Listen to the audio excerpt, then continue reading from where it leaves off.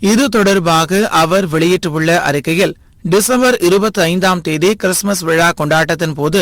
இந்தியாவின் வட மாநிலங்களில் கிறிஸ்தவர்கள் மீது சங் பரிவாரத்தினர் நடத்திய வன்முறை தாக்குதல்களை விசிக சார்பில் வன்மையாக கண்டிப்பதாகவும், இந்தியாவின் அரசமைப்பு சட்டத்தில் உறுதிப்படுத்தப்பட்டிருக்கும் மத சுதந்திரத்திற்கு எதிராக நடத்தப்படும் இத்தகைய தாக்குதல்களை தடுத்து நிறுத்த உறுதியான நடவடிக்கைகளை மேற்கொள்ள வேண்டும் என்று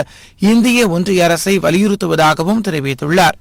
ஒன்றிய அரசை பாஜக கைப்பற்றிய 2014ஆம் ஆண்டுக்கு பிறகு இந்தியாவில் மத சிறுபான்மையினர் மீது பல்வேறு விதமான வன்முறை தாக்குதல்கள் நடத்தப்பட்டு வருகின்றன என்றும், முஸ்லிம்கள் மட்டுமின்றி கிறிஸ்தவர்களும் தாக்குதலுக்கு இலக்காகி வருகின்றனர் என்றும், கிறிஸ்தவ மக்கள் குறிவைத்து தாக்கப்படுவது ஒவ்வொரு ஆண்டும் அதிகரித்து வருகிறது என்றும், 2024ஆம் ஆண்டில் மட்டும் கிறிஸ்தவர்களின் மீது 834 தாக்குதல்கள் சங் பரிவாரத்தினால் நடத்தப்பட்டுள்ளன என்றும், பாஜக ஆட்சிக்கு வந்த 2014ஆம் ஆண்டில் இந்த தாக்குதல்களின் எண்ணிக்கை வரும் 139ஆக மட்டுமே இருந்தது குறிப்பிடத்தக்கது என்றும் கூறியுள்ளார். தேவாலயங்களை எரித்தல், மதமாற்றம் செய்ய முயற்சிக்கிறார்கள் என்ற பொய்யான புகார்களை சொல்லி கைது செய்தல், கிறிஸ்தவ மத நிறுவனங்களுக்கு சொந்தமான பள்ளிகள், மருத்துவமனைகள் மீது தாக்குதல் நடத்துதல், கிறிஸ்தவ மத குருமார்கள், கன்னியாஸ்திரிகள் ஆகியோர் மீது தாக்குதல் நடத்துதல் என இந்த தாக்குதல்கள் பல வகைப்பட்டவையாக உள்ளன என்றும், பாஜக ஆளும் மாநிலங்களில் இயற்றப்பட்டுள்ள மதமாற்ற தடை சட்டத்தை பயன்படுத்தி கிறிஸ்தவ மதத்தினர் மற்றவர்களை மதமாற்ற முயற்சிக்கிறார்கள் என்ற பொய்யான குற்றச்சாட்டுகளை சுமத்தி அவர்கள் மீது பொய் வழக்குகளை தொடுப்பதும் அதிகரித்து வருகிறது என்றும் குறிப்பிட்டுள்ளார். மேலும் கிறிஸ்தவ தன்னார்வ தொண்டு நிறுவனங்கள் நன்கொடை பெறுவதற்கான அனுமதியை ரத்து செய்வது,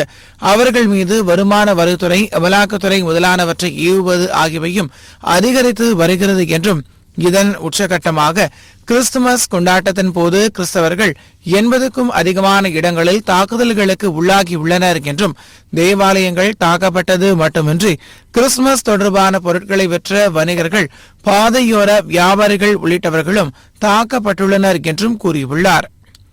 கிறிஸ்தவர்கள் உள்ளிட்ட மத சிறுபான்மையினருக்கு எதிராக கட்டமைப்பு ரீதியான தாக்குதல் பாஜக ஆட்சியில் அதிகரித்து வருகிறது என்றும், ஒன்றிய அரசின் பட்ஜெட்டில் சிறுபான்மை மக்களுக்கு ஒதுக்க வேண்டிய நிதியை குறைப்பது, சிறுபான்மை மதத்தை சார்ந்த மாணவர்களுக்கான படிப்பு உதவி தொகைக்கான நிதியை குறைப்பது, அவர்களுக்கான அரசியல் பிரதிநிதித்துவத்தை அழிப்பது என பாஜக அரசு செயல்பட்டு வருகிறது என்று குற்றம் சாட்டியுள்ளார். வழிபாட்டு சுதந்திரத்தை மறுப்பது,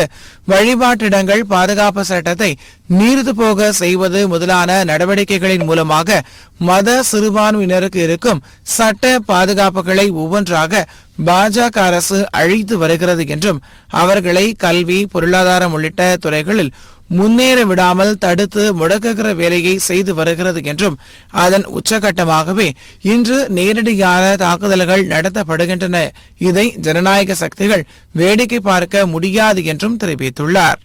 மோடி அரசாங்கத்தின் கீழ் கிறிஸ்தவ மக்கள் பாதுகாப்பற்ற நிலைக்கு தள்ளப்பட்டுள்ளனர் என்றும், அவர்களுக்கான பாதுகாப்பை உறுதி செய்ய வேண்டியதும், இத்தகைய மதவெறி தாக்குதல்களை தடுத்து நிறுத்த வேண்டியதும் இந்தியாவில் உள்ள மத சார்பற்ற சக்திகளின் கடமையாகும் என்றும், இதை வெளிப்படுத்தும் விதமாக எதிர்வரும் 5ஆம் தேதி விடுதலை சிறுத்தைகள் கட்சியின் சார்பில் மாபெரும் கண்டன ஆர்ப்பாட்டம் சென்னையில் ஒருங்கிணைக்கப்படுகிறது என்றும், அதில் மதசார்பற்ற சக்திகள் திரளாக பங்கேற்க வேண்டும் என்றும் கட்சியின் தலைவரும் சிதம்பரம் நாடாளுமன்ற உறுப்பினருமான முனைவர் தொல் திருமாவளவன் அழைப்பு விடுத்துள்ளார்.